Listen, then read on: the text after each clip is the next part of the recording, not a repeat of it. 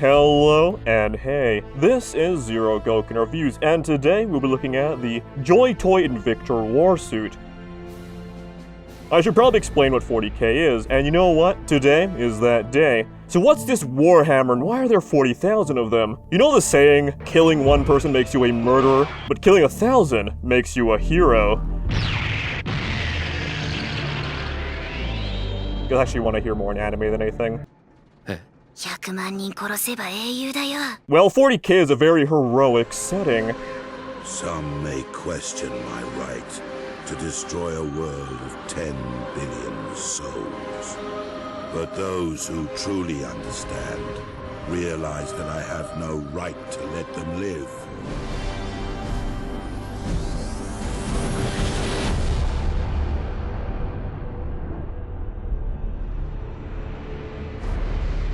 It's science fantasy. Think Star Wars, but with more emphasis on fantasy.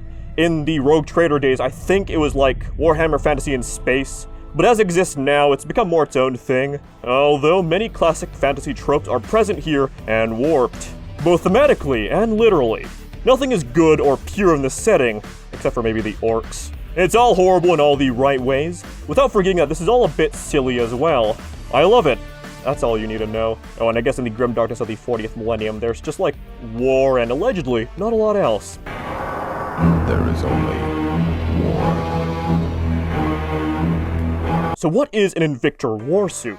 The Invictor Warsuit is closely related to the Convictor Warsuit. And it sounds pretty funny, but it's not exactly what happens to criminals in this setting. I'm getting off track. To be honest, I don't know what the fuck an Invictor is. Primaris lore is stupid. So I'm just going to wildly speculate in the looks segment. Remember that one scene in Avatar where the blue guy stabs the man in the robot?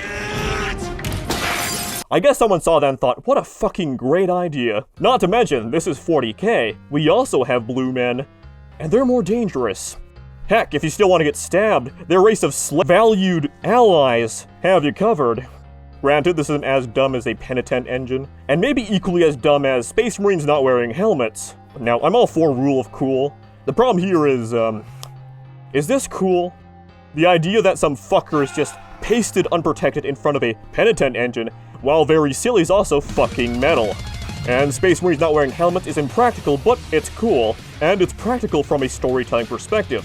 Faces are easier to relate to than helmets, so it makes a lot of sense to have them off. Although, we'll get to that maybe someday. But treating something as awesome as a dreadnought like it's a fucking forklift feels like the opposite of cool to me. It's called a warsuit. The power loader is cool because it's literally a forklift. Ripley here is being resourceful. Whereas designing this makes Bellasaurus or whichever cogboy designed this look like a dumbass. Did an orc infiltrate a forge world and made this as a cover? Although to be fair, even their stuff is usually more, oh shit, I'm sorry. It's not an Invictor Warsuit. It's an Invictor Tactical Warsuit. With all that said, I guess I still mostly like it. Since in the end, it's 80% a Redemptor Dreadnought, granting it a similar charm. Some people have called this a baby carrier, and I don't know. It still comes off more like a forklift to me. I don't think we're in Dread Knight territory yet. I do really like that the figure inherits the chunkster charm from the design, making the figure actually feel decently chunky, unlike a lot of other JoyToy robots, which can be disassembled, making them feel kind of hollow. Speaking of which, they may have a somewhat unfortunate name, but I'm glad we're getting these from JoyToy, since most companies aren't courteous enough to give edge highlights. I'm looking at you, Bandai, and you 230, which really helps make the details stand out. Although it's both a blessing and a curse. It's a blessing because holy fuck, that's a lot of releases. And it's a curse because holy fuck, that's a lot of releases. Even if they're not that expensive. But I guess I'm also glad that these aren't that expensive. You probably might be familiar with the pain I've been inflicted with. Speaking of pain, articulation for this is quite limited, but I guess I can't exactly call it painful. Since again, the chunky feel is a good feel. Anyway.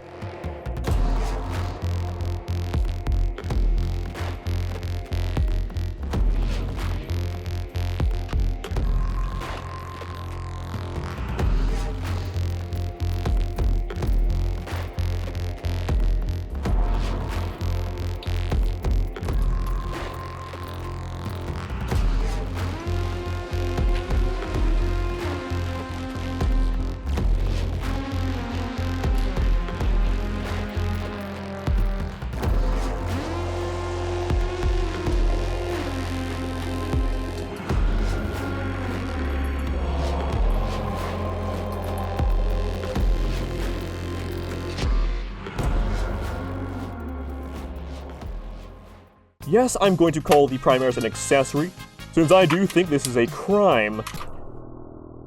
Why? I don't get it. This was an option all along. What are you fucking doing?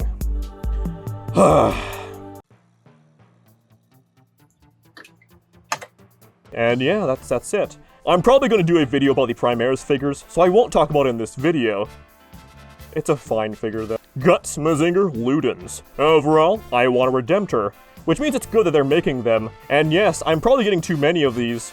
If you don't find this design endlessly infuriating and don't mind the price, then I guess I can recommend it. Otherwise, no. That's about it. Thank you to the patrons. I must mention that this person is the big stupid.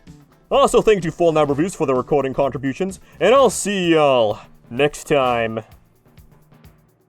Okay, well, I don't have a joke for the end of the video. I'm just gonna fucking say random shit until I think something funny happens. Oh my god, that's so funny, Mr. Gokin. Oh my god, ha ha ha ha ha ha.